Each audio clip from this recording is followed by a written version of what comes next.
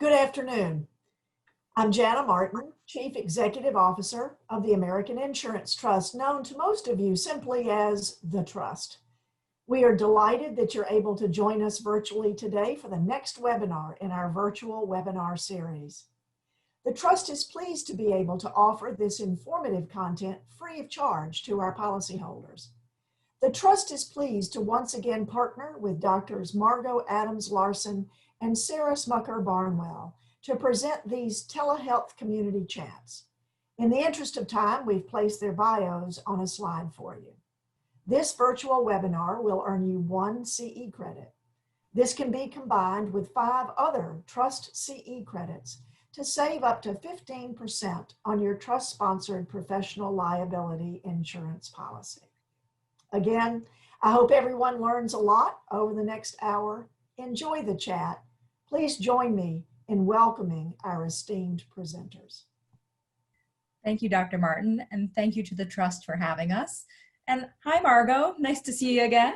So great to see you. This is my favorite part now of the month, since we just get together once a month. Delightful. This is our once a month tele chat, where we talk a little bit about those issues that are, relevant and new in that theme that is so near and dear to our hearts, telehealth. As always, we'd like to start off speaking a little bit about our conflicts of interest and disclose those forthright. You and I both, in our lives outside of this webinar, offer telehealth training. So one could argue that we have a horse in the race of telehealth and wanting it to be successful. That being said, we are both unabashed telehealth evangelists and enthusiasts. So I think these things are not coincidental. And of course, Margot, as you well know, anytime you give a presentation about technology, something with the technology will go amiss. So we always like to put that in our in our disclosures to apprise folks of the coming rise of the machines to torture us. It might be the technology apocalypse, but well, like we referred to, we're now monthly enjoying all the questions that are coming in. We get a lot during the chats that we can't always get to, but we wrap those back into our next one. And also we've been getting chats throughout the time in between. And so folks are emailing to the telehealth community at trustinsurance.com, and that'll be across the bottom of the slides. Our goal is really to talk about practical guidance, clinical concerns, the regulatory environment that all of this kind of has I guess, the playing field in. And then also underneath all of it, thinking through the ethical considerations regarding telepsychology. And it's so fun to get together and really share our enthusiasm, but also to share some of the conversations we've been having with our colleagues as we're navigating all of these most interesting times. And 2020 just keeps on producing. So, yes, so without further ado, I'm going to share just very briefly in our slide deck, which will be available after. Folks can download that. We do have a resource slide, a lot of resources we refer to during the chat. We've listed out, and you'll be able to capture those to check out at a later time. And then a slide to just help us get into our agenda today. As it's a chat, we kind of have a dialogue. I'll take down the slides here after a little bit, but we're going to cover some ethical questions that have come in, some boundaries, some questions about training, because a lot of folks are back at school now and thinking through some different models, even in college. The ever-present question of interjurisdictional practice, and then we'll be taking live questions as we go through our chat today. So just to leave that up for a little bit as we get started, but one of our first questions that I think can easily maybe be summed up by what happens when ethics and practicality collide. And Sarah, I know a few questions that fell in this category, and I tossed them over to you to get some input and ideas. Absolutely. And we really received some great ones. And, I'll point everyone to that email address at the bottom of the screen on the slide, the telehealth community at Trust Insurance, as Margot just mentioned. Feel free to put questions in the chat box today, to send us questions at this email, and we'll do our best, if we can't answer them today, to incorporate them into the next chat. So some questions we received previously, and I like that, Margot, where ethics and practicality collide. The first one that you and I decided to address was, I can no longer put off high stakes evaluations for my forensic court job. I'm an older psychologist and I'm struggling with some of the safety issues I believe inherent to in-person. What to do? And I thought this was such a poignant question, because we really are, for many folks, at this toggle point wherein they are having to ask the question of whether or not to continue delivering care exclusively over telehealth, to offer some in-person care, and whether or not it is feasible to deliver the types of evaluations that they offer, through telehealth. And so toward that end, I want to point folks to two additional resources. There are two great webinars on the Trust website that are focused on neuropsychological evaluation in the context of COVID. Now, this is talking about forensic evaluation. There may be some intersectionality, so I'll mention this resource because I think it's a really excellent one. But I think, Margot, the themes I've been thinking about are, first and foremost, from my colleagues anyway, I have heard that different courts are setting different standards. Some colleagues have said, oh, our court has a provision for this. They are advising, that we do online assessments. Other courts I've heard have said, absolutely, they're saying not. I think it is a case-by-case basis, and the standards are quite diverse. But I think that, we're advising people to sort of share the dilemma, to seek consultation from the courts if they do offer any guidance on this, and then consider alternative measures where possible. If indeed you are someone who is in a high risk category and you have made the determination that you wish to continue doing this via telehealth, then our standard set of recommendations would include things like doing alternative measures where possible that are designed for self-report, that are conducive to being delivered online. Increasingly, testing companies are scrambling to make available norms and administration methods that are online. And so we see that the market's shifting there, but it's not all there. I mean, we're quite a ways off from being where we need to be. So consider alternative measures that are appropriate for online administration when possible. In the webinars that the Trust offers, they make this distinction that I really liked, and that was one of testing versus assessment versus evaluation. Acknowledging that there's testing, that's just exclusively testing. There's, this idea of formal evaluation, and there's this idea of your individual assessment. And an example they gave was a case in which it was a gentleman who would be diagnosed with mild cognitive impairment. And they said, there were so many things in that particular history that they captured from the client, inclusive of collateral reports from primary care, inclusive of collateral reports from a caregiver, inclusive of their own self-report and some self-administered measures, that it really was, as they put it, a slam dunk diagnosis.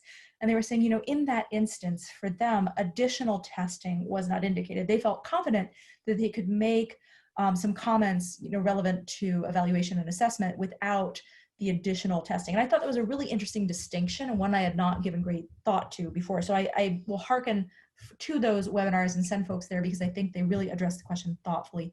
As we mentioned in previous webinars, and as I know the risk management roundtables have mentioned, to consider abbreviating batteries when possible. There may be some that are just simply not appropriate for telehealth administration. And so I think in this instance, and I wish I had more and better, counsel on how we could, accommodate online administration. But I think in some ways what we're saying is we're transparent about the limitations.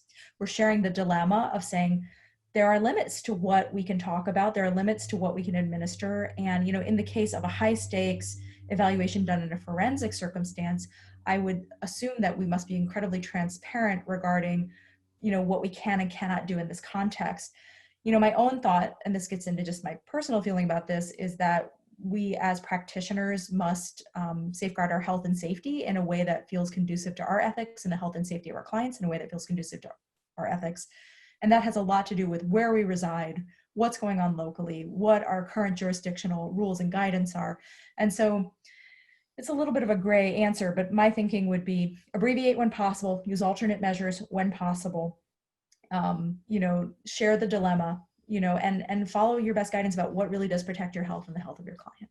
Margo, is there anything you would add to that? I know I've been rambling on this for a moment. No, I think you really captured a lot of the key things that I would consider.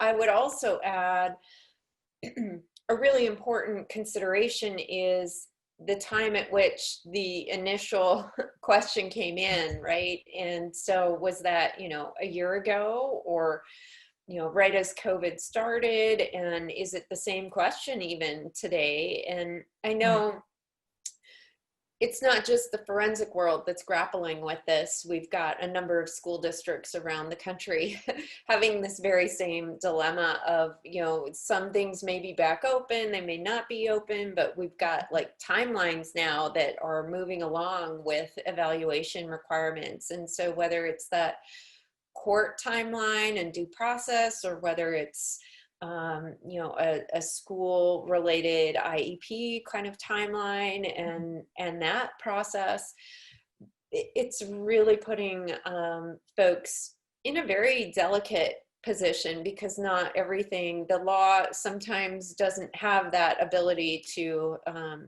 share your dilemma with. Meaning there's still a requirement to get things done, yet we've got a circumstance where it's not really doable, and we don't have a good kind of practical approach of what to do with that, because we're all just discovering it. So I think that communication is key. Consult with your colleagues, consult with the risk managers, because they're there to help us out through these kind of times. And, I think, like you mentioned, the test companies are really scrambling to try and help us too, which, if we had some great tools to use online, it still comes down to that question of, is the question still the same? Are we still trying to answer the same thing? The circumstances may have changed to the point that the question inherently needs to change. Exactly. Or, alternatively, that we are just simply unable to answer it. And I think that that's a limitation that many of us are running up against, that absent an in-person administration, and we've talked previously about some of the things involved with that, capturing consent for return to in-person care, being thoughtful about themes of social distancing, the use of PPE, which are conducive with the American Insurance Trust and American Psychological Association recommendations, and that we're following all of our jurisdictional guidance. And our public health guidance. Our public health guidance, CDC guidance, not just the APA. But that we may be at a place where we have to say, I cannot do this, or I do not know. And that is, I think, a very difficult thing, if our boundary and for our local circumstances such that we are not comfortable returning to in-person care. I do think we face this situation where we are just having to say, I cannot answer that question right now. And it's a really hard position to be in. Psychologists, I think, inherently are people who want to help. They're hungry to answer questions. They're committed to doing things correctly and in process-oriented ways. In a way, that's a segue over to our next question in the same category from a slightly different lens. And I'll kind of read that out and get your reaction to this one. The question that came in was, I'm struggling with what to do in situations where patients are revealing they are engaging in COVID risk behaviors that I view as life or death issues. I usually am not directive in my practice, but I really don't know what to do in this circumstance. I love this question. I feel like it's something I've been thinking about. I know a lot of colleagues of mine have been thinking about. And, I want to pause for a moment and acknowledge that, some of these themes have become very politicized, in some ways. And especially now we're in an election year. And there's a lot of themes that are being discussed regarding trust for authority and some of the scientific evidence we have. And please know, I seek to wholly sidestep that. And my goal today is to really talk about what we know from a context of public health and what we know about our safety and patient safety. I think, for me, this is so contextualized. There's so much I want to know. I want to know more about the jurisdiction where the client is. Is it the same as the provider, or do they differ? In telehealth, you could be within a state, in two different areas, excuse me, I shouldn't say jurisdiction, they're in the same jurisdiction, but within a given jurisdiction, there may be a great deal of diversity regarding risk. So if I'm in LA County and going out for a beach stroll, that may be a very different level of risk if I'm on Venice Beach than if I'm on a remote beach that no one is at. So I think understanding the jurisdiction of the provider and understanding the jurisdiction of the client, understanding what the guidance they are receiving is. I would want to know whether or not our client is aware of these themes. Sometimes I've had clients who are exceedingly aware. I mean, they're well apprised of what the guidance is from the CDC. They're well apprised of what their providers have recommended, and they're making decisions. I had clients who have made decisions that are contrary to what local guidance is. My question is, did they understand the risks that they're taking, and have they thought about the risk benefit analysis? I'd want to know more about their context. A client who is experiencing homelessness, is in a very different context than a client who is fully resourced and able to take certain precautions, with more fluidity and ease. I'd want to better understand what resources are available to my client. What is an option for them? Are they able to stay safe? Am I able to stay safe when I serve them, in this context? If I were to, transition to in-person, I think that's part of the question. I'd want to know my client's relevant health histories. And I'd want to know, is this relevant to the clinical concern of why I'm seeing the client? If this is a client with a long and steady history of good judgment, and they assess problems well, and that this is someone who is making a decision I don't agree with, but I also know them to have a very sound, rational process, that is very different than a client who I'm actually seeing for clinical purposes of dealing with tremendous impulsivity or struggles, making good health behavior choices. It's a very different circumstance. So I think, this gets into like what our judgment of what is reasonable is versus, is it truly an outlier behavior? Is it that my client is going to the grocery store, which may not be something that I choose to do, but my client does, which I think would fall into the rubric of a reasonable choice someone might make? Or are they, I don't know, intentionally capturing people's sneezes? I don't know. That's a very odd example, and no one has ever done that. I think really what I'm trying to say is we have to check our countertransference, and check in with, is this a clinical issue? Is this something that I truly believe they are not well apprised of what public health guidance is? Do I feel that they are making sound, rational decisions typically? Do I feel that they continue to do so? Is this part of the clinical reason they see me? And what does this bring up for me? I think that's always the case with clients. We are always balancing who we are as people with the themes that impact public health and also respecting client autonomy. So it's a little bit wishy-washy to say, but I do think it matters so much on the context of what's going on with that client. And I think too, thinking about the context just simply of infectious disease and, the public health side of that, of what the different jurisdictions are mandating or expressing in terms of what your personal obligations are. And I love what you said about, thinking about this in the context of your patient, of, is this seemingly a strange, trajectory from the path that they've been on? They've made some sound judgments previously, and this just seems random, or is this more maybe consistent, such as a teenager where they just don't get it, they don't understand, and they're just going to do what they do in their mind. And so I think this is a time of really having to explore a lot of knowledge about very different aspects of perhaps our own bias, but also just kind of the culture of what we're exploring as COVID is kind of rolling through our communities. Sure. And our own risk tolerance. I think psychologists, I'm being so stereotypical about psychologists today, but we're, I think, a group that tends to tolerate less risk. We tend to be really thoughtful in decision making. We're trained to be so. We're trained to get all the information. And it is, I think, an incredibly interesting intersectionality of who we are as people, who we are as a profession, and then, respecting the individuality of the client. Exactly. Yeah. Well, this again transitions nicely to some of the other questions we received in this period of time. And I think if we were to kind of think of the next bucket would be boundary setting. How do we set those good boundaries in the context of telehealth wherein space and time has come somewhat undifferentiated for many of us, the professional and the personal becoming intersectional. We did receive a lot of comments and questions actually surrounding, I'll say, session expectations. A number of questions falling in the category of, what do you do when the patient is, on video conferencing for your session that's been scheduled? They've said they're coming. You've seen them before even, but now when they appear, they're driving their car.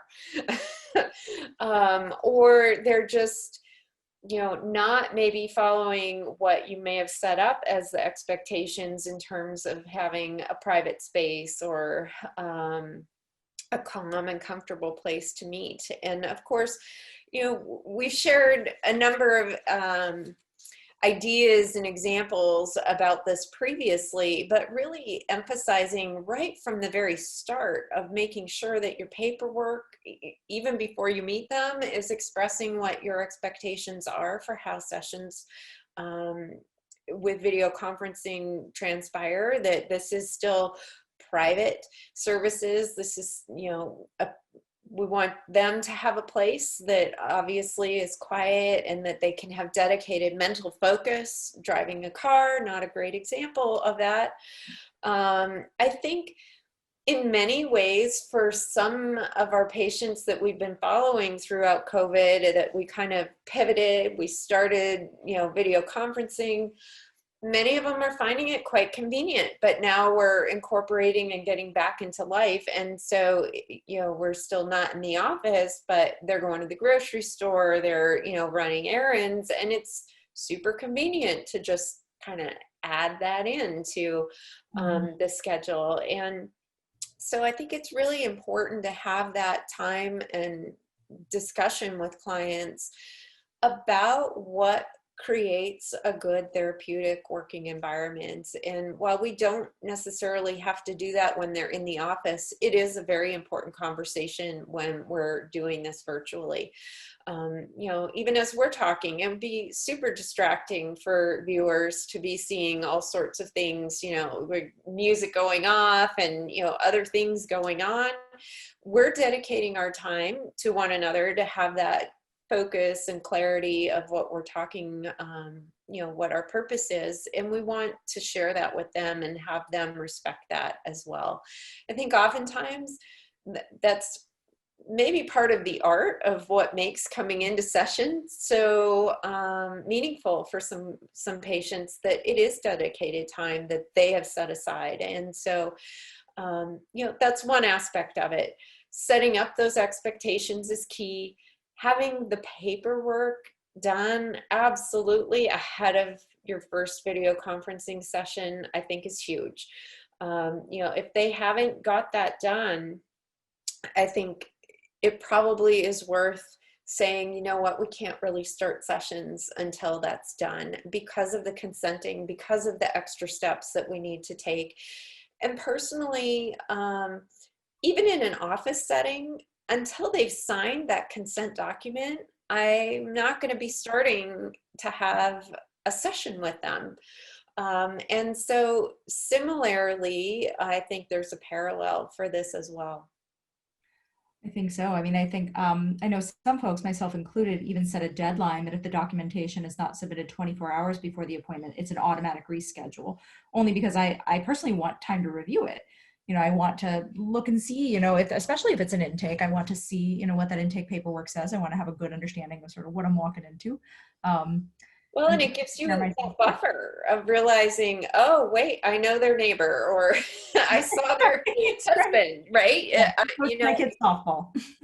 Yes. Can't always foresee that, even with the paperwork and the review, but it does give you that opportunity to not dip into something if it's an obvious conflict.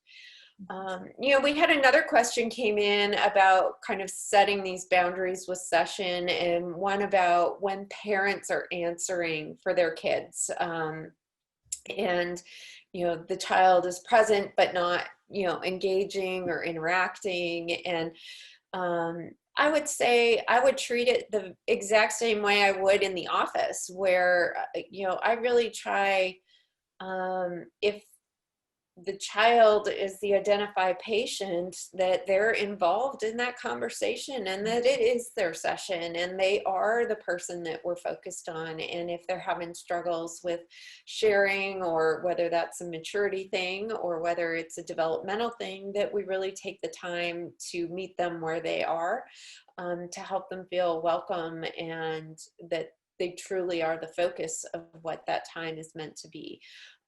So I would address that the same way I would in an in-person session, and giving the child as much time, or for me to support them in sharing, what they need to share in that session.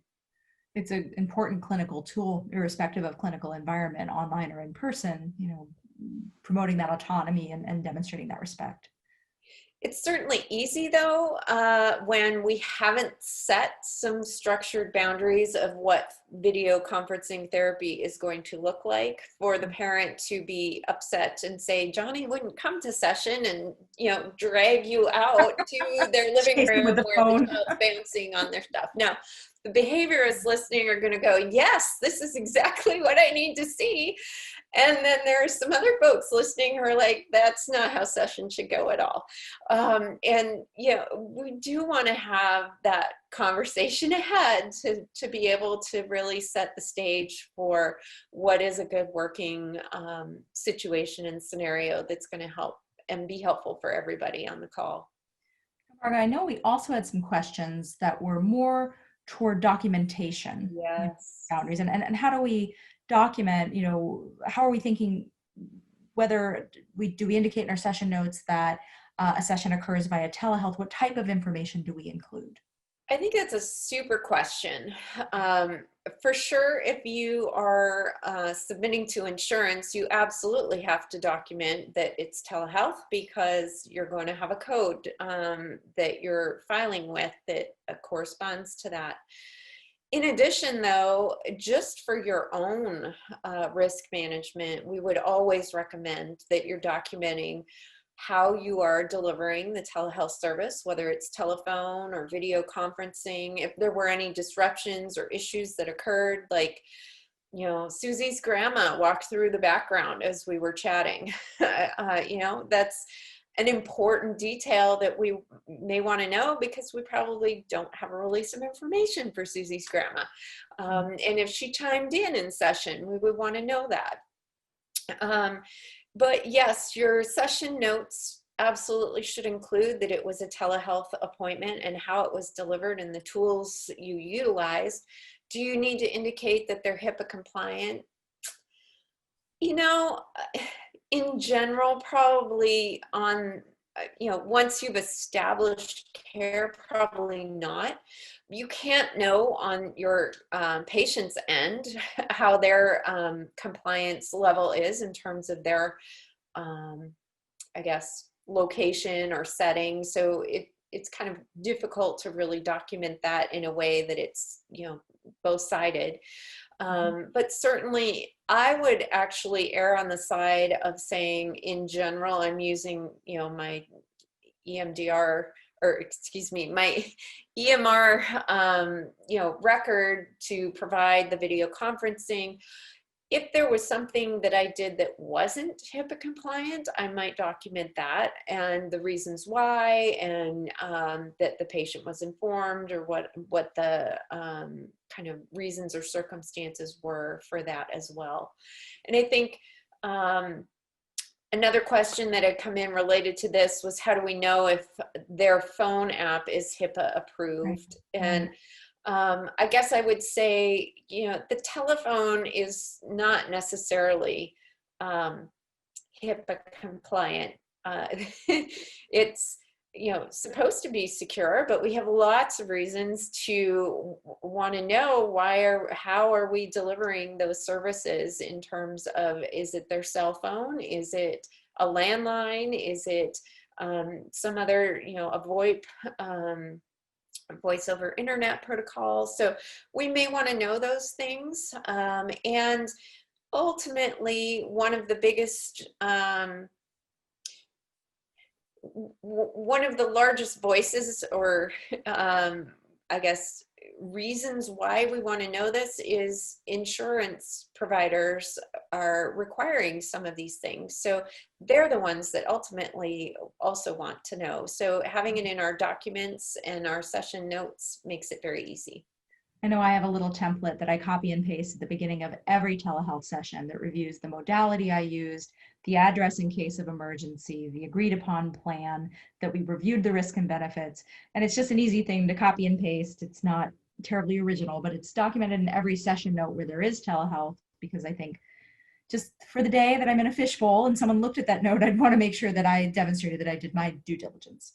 And I've added to mine that, we're meeting due to, compromised immunity or COVID, or, what the preferences were, if we're now able to be back in person, and if we are back in person, why we're doing that. Right. So, it's gone are the days where we're just assuming that session was in the office, right? And gone are the days we're assuming it was just virtual and in video conferencing.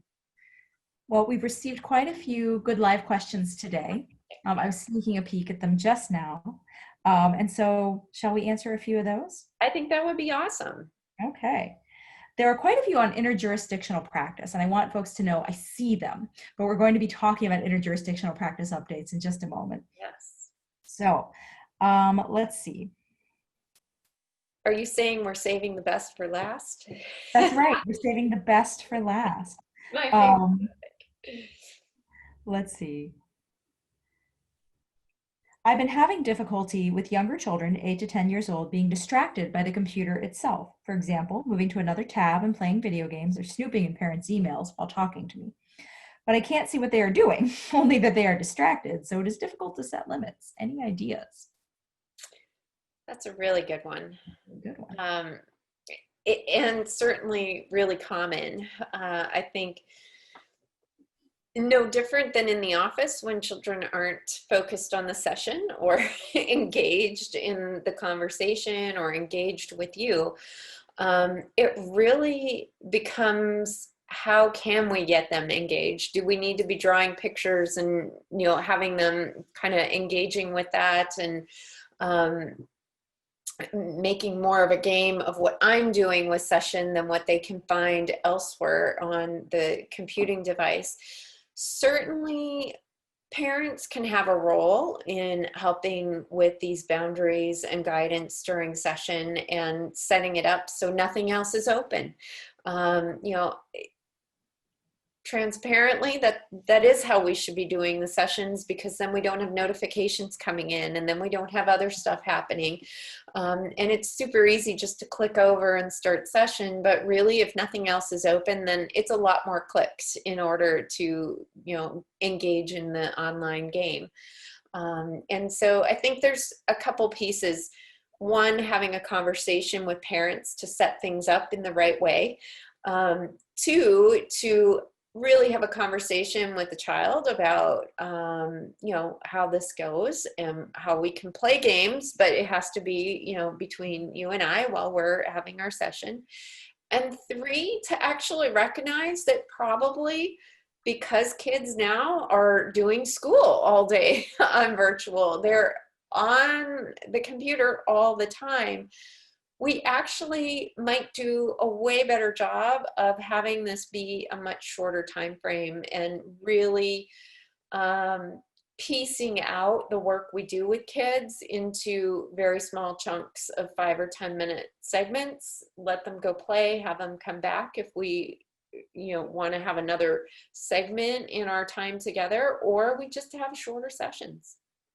Yes, that seems like a lot of folks are moving to abbreviated sessions and bringing those parents in, not only at the beginning and termination of sessions, but I know that one colleague of mine has a saying, the train is off the tracks, wherein when they get off track, she'll ask the kiddo, how do you think it's going right now? Do you feel like you're able to pay attention? Maybe we should get mom, that runs a risk of damaging rapport, of tattling. At the same time, depending on the kid, depending on the circumstance, may help them to refocus. I have another colleague who sends every kiddo, and this is rather amazing, a fidget box, which has model magic and fidget spinners and fidget cubes and just manipulatives of various stripes for the kiddo to bring out the fidget box during their session. And they play with them together. They each have a cube, and they're playing with the cube while they're talking to help satisfy some of that need for stimulation in the population that she serves. I think that's brilliant. It's really good. It sounds like a lot of extra, but it also sounds really wonderful. Shall we do one or two more? Absolutely. Hi, could someone please address maintaining HIPAA security via audio-only sessions for those clients who cannot manage video conferencing or too intimidated to try video conferencing? So this is a great question. I want to acknowledge that many insurance companies, if you do bill insurance, will not reimburse the same rate for audio only, which I could say a lot of things about. I don't think that's the best, but that is the case. In some states, they have passed legislation that requires parity for audio only, so it's worth checking in your jurisdiction what the rules are currently. Generally speaking, it is many of the same things, making sure you get that telehealth consent form, making sure you have an emergency plan, making sure you're doing good boundary setting and informed consent process before the session. I think in addition, we just don't have that visual data to know what folks are doing. So for my own part, I am asking all the questions. Where are you? Are you someplace private? Can you be overheard? Well, did you move? Some of these things that are a little extra, but really I think it accomplishes two goals. One, it ascertains where the person is and what they're doing, but I also feel that I'm modeling and messaging the notion that this will continue to be a theme. Just because we're in a private, secure place in the beginning of the session, we also have to end in a private, secure place. So my thought would be, we just ask more questions, we acknowledge the limitations, and sometimes I'll ask a question simply stated that, like, I can't see you right now. How are you feeling? I can tell from your voice perhaps that you're feeling very sad, but I can't see you. Can you tell me more? It's a little ham-fisted in some ways, but I think that in being so direct, we're sort of acknowledging the limitations of the modality and doing our best. I think those are great. And I would add maybe as well that emphasizing that we are modeling these things. As we're hosting the video conferencing, and I choose that word wisely, that it's not them calling us on their FaceTime. It's that we are hosting this session for them, and that we are engaged entirely throughout, that we're not busy taking other calls or doing other things. Right, Or of course. and I know folks watching can see when we're looking down at our notes for this call that it seems like distracted eye contact, but it really does take a lot of energy to kind of model what we want to see, and it's even more so when it's audio only. The last question, then we'll get back to the previously submitted questions. This was a good one, I thought. Will you address telehealth and prescription? Well, they say RXP, so I assume we're saying prescription there, unless there's some snazzy acronym I don't know. It's quite possible. If you are licensed for prescription in state A, but reside in state B where there is no prescription law, is it possible to deliver services through telehealth to clients in state A? So I believe the question is, if you hold two licenses and you are licensed in a place that has prescription privilege, my understanding, and I'm going to look at you, Margot, because you're the regulatory expert. My understanding would be that provided you are licensed where the patient is within their jurisdiction, and that place has appropriate provisions that permit prescription, and you have the appropriate credential and the appropriate license, that would be permissible. Wow, this really is a new twist on the interjurisdictional questions, and it's a great segue to that. I don't know, maybe we want to flip those around, but ultimately, especially with prescriptive privileges, I think it is extremely important that folks are looking at all the jurisdictions, and not just where the patient's located, but also where you're located and where your prescriptive license is coming from. And with prescriptive privileges, you've got one more layer of what challenges can come about if there's conflicts in law. And so I guess it's the same answer that we've given probably for all these interjurisdictional questions, but you really have to do your homework. And it's not as simple as assuming that it's okay to just go ahead and do what you always do. Okay. Well, do you want to keep talking about interjurisdictional, Margot, and then we'll come back to some of the ethical and Sure, clinical we could questions? flip it around. Absolutely. Let's flip this. Yeah, and as you alluded to, there were a lot of those questions, and I want to say this is probably one of the top questions that we get is some version of an interjurisdictional practice question. It comes in lots of different versions, but really I will summarize it as it's really our colleagues, even us, when we have these questions, we're seeking professional reassurance about assumptions we've made in terms of telepractice related to different jurisdictions. And by that, I mean, we want to know if in this circumstance, if it's okay. And we want someone to tell us that it's just fine what we've been doing. And we'll refer you back to probably every other chat that we've done and a lot of the workshops that we've done and all of the risk management chats as well. We all talk about the complexity of this interjurisdictional question.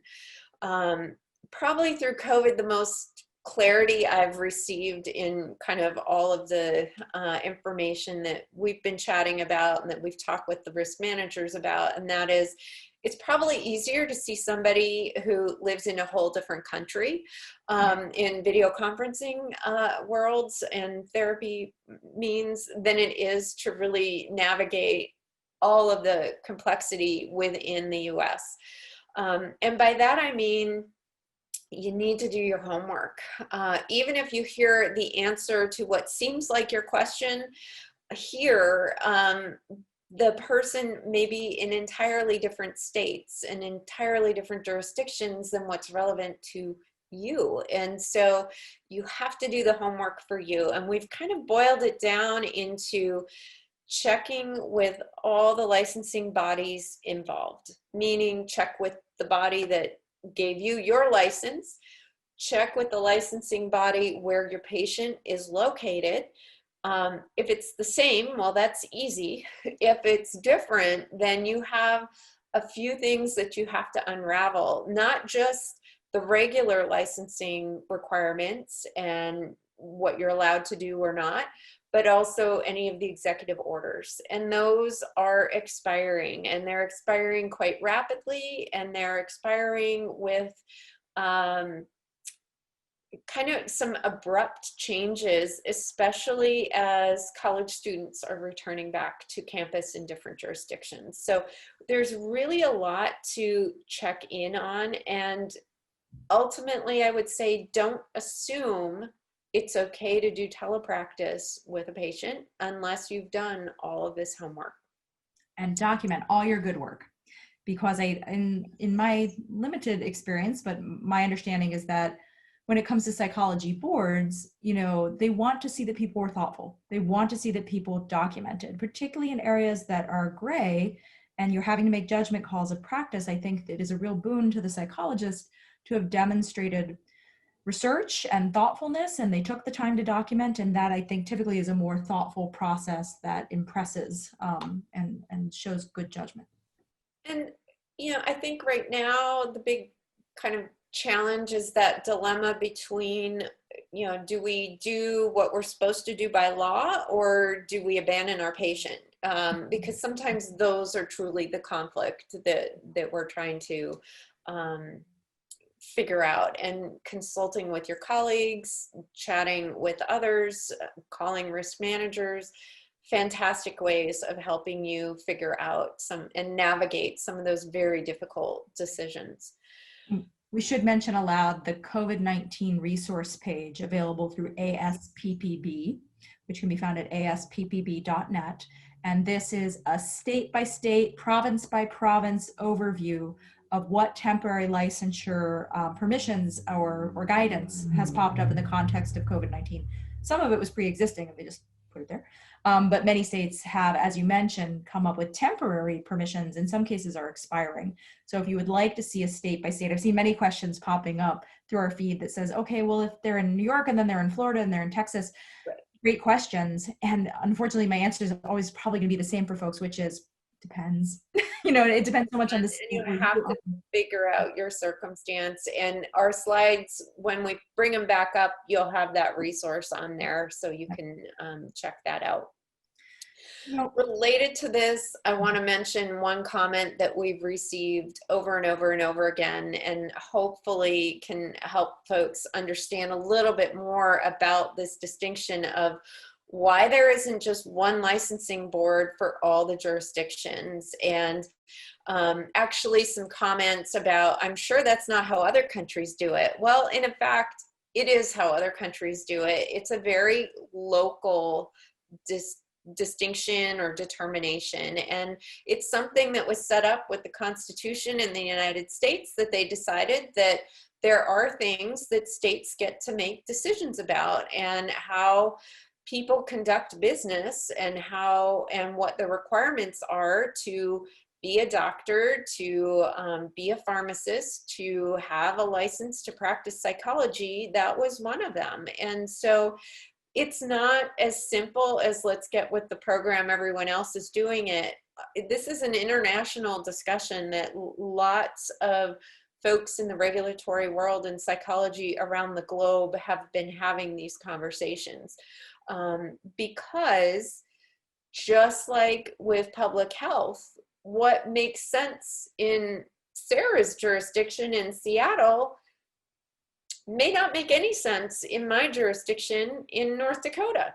We're very different populations. We're scattered broadly here, where in Seattle, there's a lot more compactness. And so there are reasons for where that's come from. There's lots of reasons for making things make more consistent sense across the nation, and there's certainly movement for that, but it's not a very simple thing, and we've been working on it in the regulatory world, and we'll continue to be working on it. But I did want to throw that out there.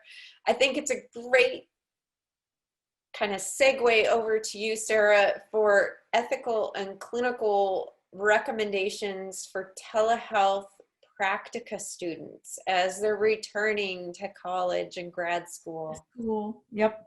And this is such an unprecedented time. We have new trainees who've never done therapy who will be exclusively learning over telehealth. In fact, we've not even met them because they got into the program on virtual. I would argue we have met them. But yes. And this is back in the day. I used to oversee a telehealth training program, a postdoctoral fellowship. Yeah.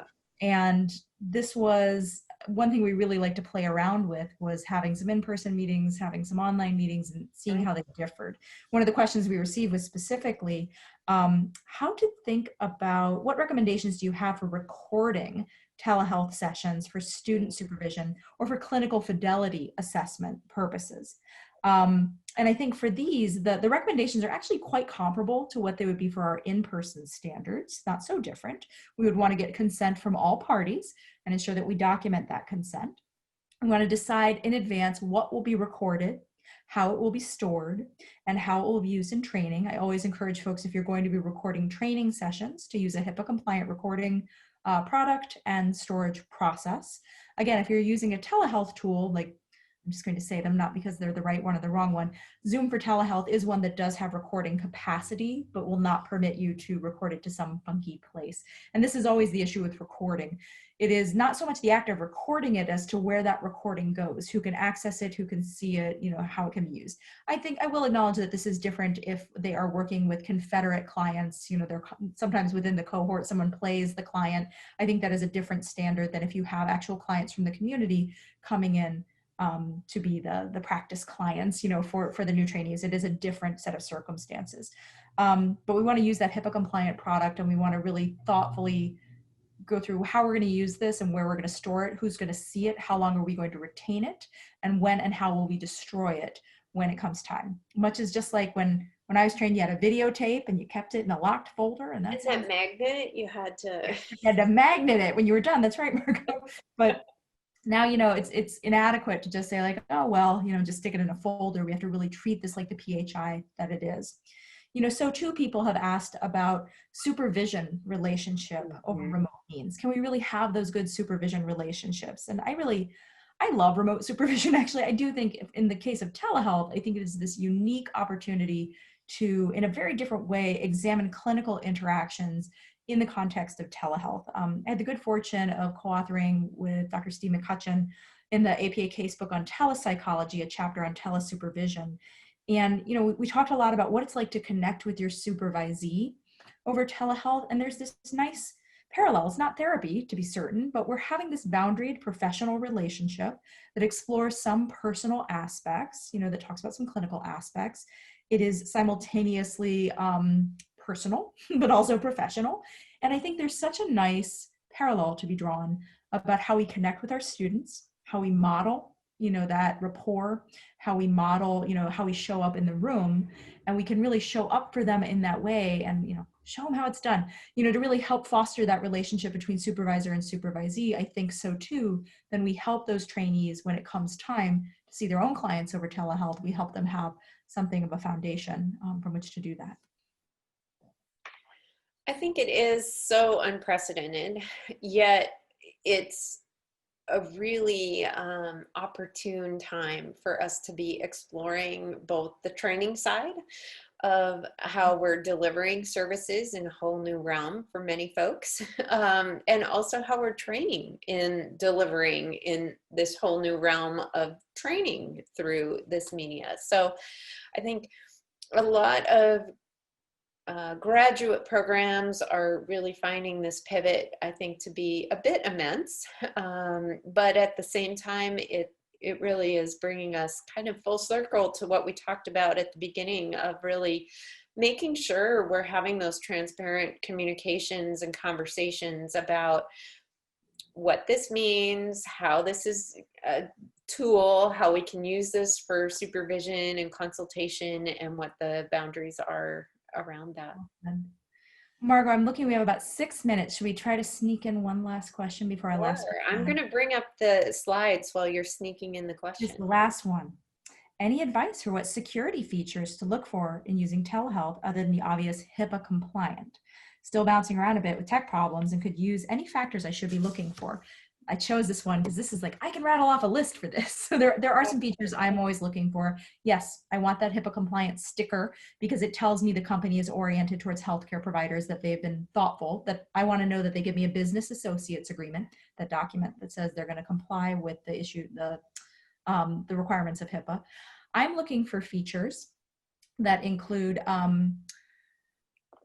the ability to have a locked room so no one else can join after the client joins. So it's similar to the waiting room function in Zoom, or others will have similar, but I want to know that if the link is left open, not, lots of people can't jump on in.